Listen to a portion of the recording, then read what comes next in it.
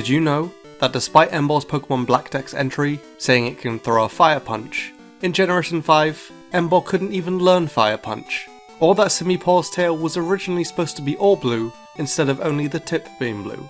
Well, if you want to learn some more information about Pokemon you'll probably never need to know, this is the video for you. These ones as well. But before we move on, this video is sponsored by Surfshark.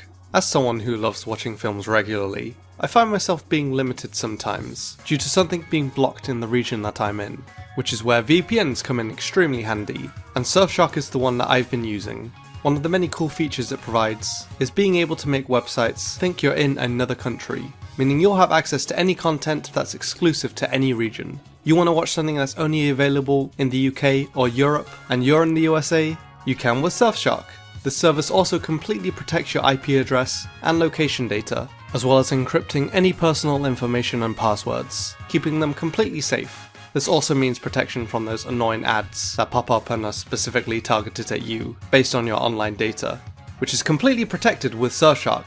The service is available on just about any device, making it super easy to use. It's incredibly affordable, so if you want to try it out, the link is at the top of the description, and if you use code AURA, you'll get a whole 83% off, as well as 1 month free, meaning you won't be losing out on anything by just trying it. Thanks so much to Surfshark for making this video possible. Now, let's take a look at 25 more pretty much completely useless Pokemon facts. Hopefully you'll find this one as, if not more interesting than the last two. There have been plenty of instances in the past of Pokemon completely changing colour. Some great examples I've covered before, being Krogant's red accents now being orange, or Gligar being a few different colours depending on the 4th gem game you're playing. But here are some I haven't shown. Sneasel in Gold and Silver, instead of being a dark blue with red, was a brown shade with light blue accents, which was very fitting for the ice typing. Also would have made a much cooler shiny form in my opinion. This lasted until Crystal, where Sneasel gained its original colours again. A less drastic but still noticeable change is Teddiursa. This orange cub wasn't so orange in Diamond and Pearl, being a light brown instead, so almost matching its evolution if you think about it. This change ended in Heart Gold and Soul Silver, becoming orange once again. And going back to Gold and Silver, we have Spinarak, who before Crystal, instead of being green, was a deep blue. The shiny colours stayed the same, but the main colours were drastically different. Even though the deep blue does look cooler in my opinion, the green probably does suit it more. Now, instead of Pokemon that used to be a different colour, how about some Pokemon that used to be completely different altogether? A while ago, we found out about a load of beta designs for both Pokemon that exist and Pokemon that could have existed. A lot of them I had no idea about, so I thought I'd show off some of the lesser known, more interesting ones. Bellsprout's third evolution at one point looked like this. Nothing like Victreebel. It had Bellsprout's head, so looked a bit more like a second stage evolution rather than a third if you think about it. Beta Kingdra looked closer to a Seadra and was also blessed with a pair of arms. Beta Bayleaf looked nothing like its evolution line. This would have been way too different from the others, so it makes sense why they eventually went with Bayleaf's now design. Beta Smoochum looked literally like a baby Jinx. I mean, so does regular Smoochum. But the beta design looked a lot closer to how Jinx looked, more like a mini Jinx. And finally, we have beta designs of the legendary beasts, which all look nothing like they do now. In fact, these are probably how I'd imagine the Pokemon that died in the Burn Tower looked like. These were of course changed to the designs that we all know and love today. Well, almost. Raikou early design still looks slightly different. More circular than it does now, let's say. Now let's move on to shiny forms that used to be a bit different, many of which I've covered in the past. In the Gold and Silver demo, Clefairy and Clefable shiny forms, instead of having the green accents, were a nice light blue colour, a much better suiting shiny form if you ask me. Speaking of Gen 2, the Cyndaquil line were blessed with purple flames, much better than the shinies that they have now. This line wasn't the only Pokemon with purple flames though, as Rapidash in Gen 2, instead of the grey flames, had purple flames. Now I already thought Rapidash had a pretty cool looking shiny, but I think purple flames probably would have worked better. And going back to the beta designs for the legendary beasts, these also had shiny forms. The Gen 2 colours were pretty limited at the time, so they don't look all that different, but still gives us an idea of what these shinies could have looked like, if they were the final beast designs, both regular and shiny. Pokémon, if you didn't already know, is the highest grossing media franchise ever. But before it became this, Pokémon was already pretty big, because it has appeared on real money before. Money you might have a bit of trouble spending, but it did happen. The Kanto starters, Pikachu, and Meowth have appeared on New Zealand dollar coins. So these coins may technically only be worth $1 New Zealand dollar. However, I'm pretty sure they would go for much more than that. Could you imagine Game Freak creating a Pokemon made up of every type?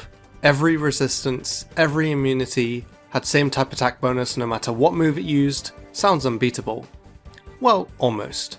A Pokemon that had every single type in the game would only be weak to rock. It would have tons and tons of resistances and immunities, but it'd be weak to a pebble. That's a shame. You can fish in some pretty weird spots in the Gen 1 games, specifically on gym statues.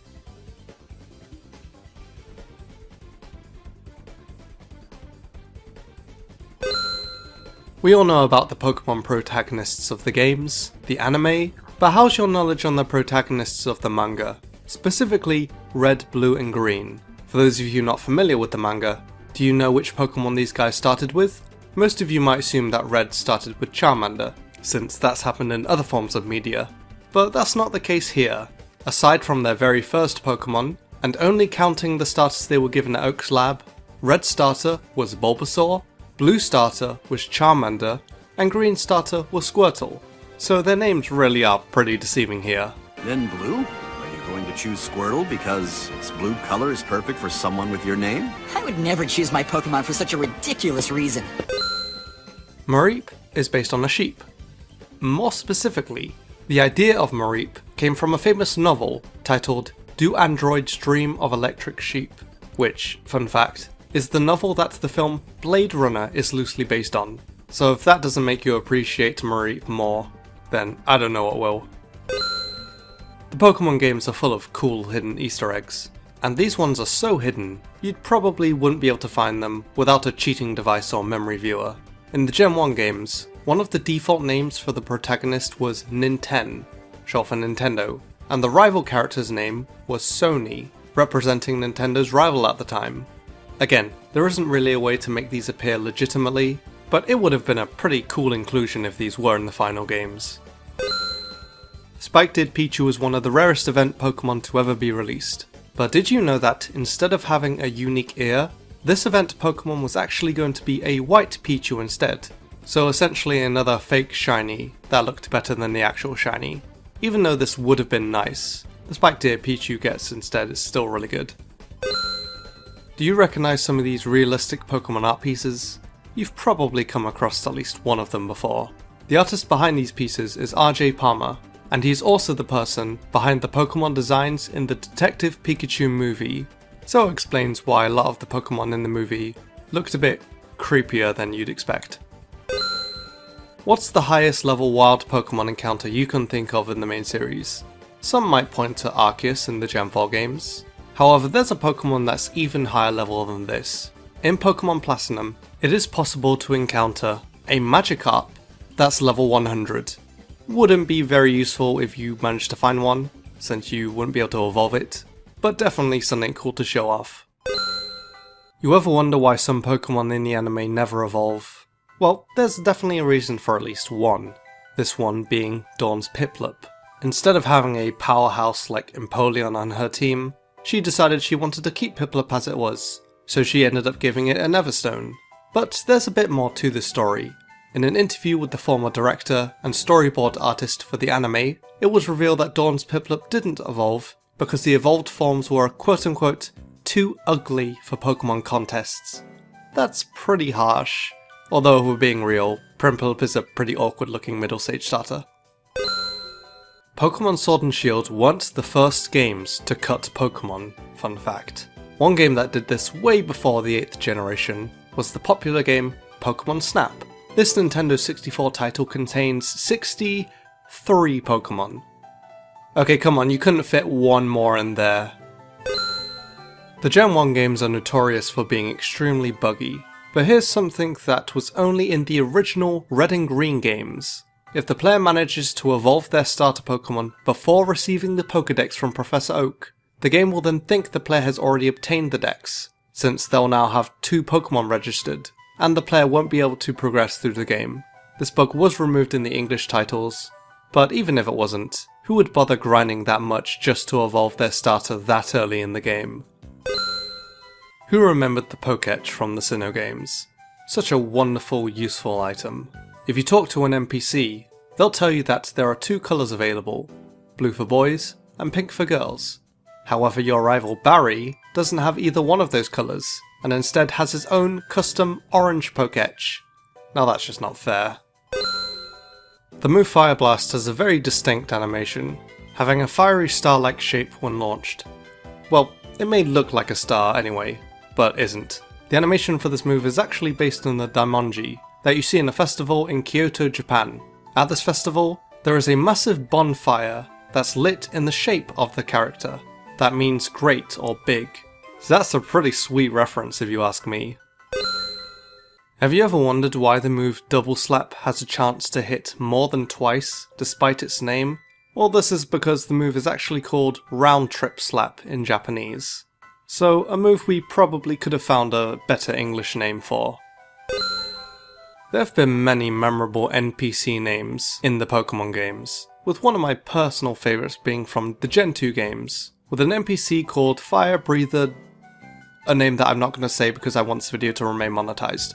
He of course returned in the Johto remakes, however his name was changed to Fire Breather Richard, which is a name that I can say safely in this video, and to be honest a smart decision by Game Freak to make that change.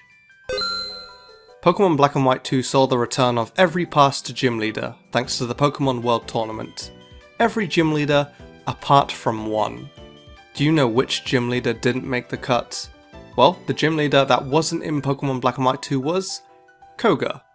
My guess is that Koga became an Elite Four member in the Gen 2 games, with Janine replacing him as the gym leader.